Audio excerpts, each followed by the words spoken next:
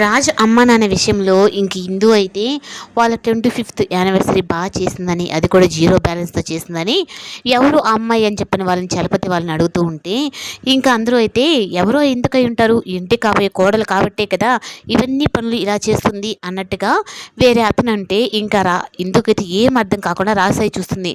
ఇంకా చలపతి వాళ్ళు కూడా ఈ మాట ఎంత సంతోషంగా ఉంది కదా అన్నట్టుగా వాళ్ళు కూడా అంటారు. ఇంకా బుట్ట బొమ్మలా ఉంది, ఇలాంటి మంచి కోడలు రావాలి అంటే అదృష్టం కూడా ఉండాలి అన్నట్టుగా అనేటప్పటికీ ఇంక తను చలపతి వాళ్ళు కూడా అయితే, అవును నిజంగా ఈ అమ్మాయి మా ఇంటి కోడలుగానైతే మా ఇల్లు ప్రతిరోజు సంతోషంతో ఉంటుంది అన్నట్టుగా ఉంటారు.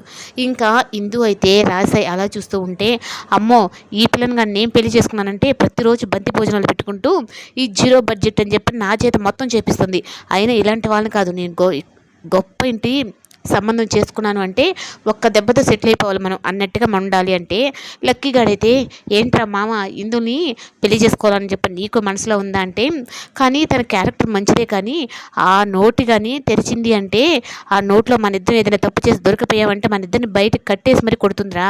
ఆ పిల్ల గురించి నీకు తెలీదు, ఇక్కడ మాత్రం సైలెంట్గా ఉందనుకుంటున్నావా అని చెప్పని అంటాడు. ఇంకా నందు అయితే ఎందుకక్క అలా ఫీల్ అవుతున్నావు అంటే, ఈ ఫంక్షన్ అంతా చూసిన తర్వాత నాకు అమ్మ నన్ను గుర్తొస్తున్నారు నందు అంటే, అవునక్క ఇలా మనం సంతోషంగా ఉండి ఎన్నో రోజులైంది కదా అన్నట్టుగా చెప్తూ ఉంటే, ఇంకా నానమ్మ కూడా ఇట్లాగంటి ఫంక్షన్లో కానీ ఉంటే తను కూడా సంతోషించను.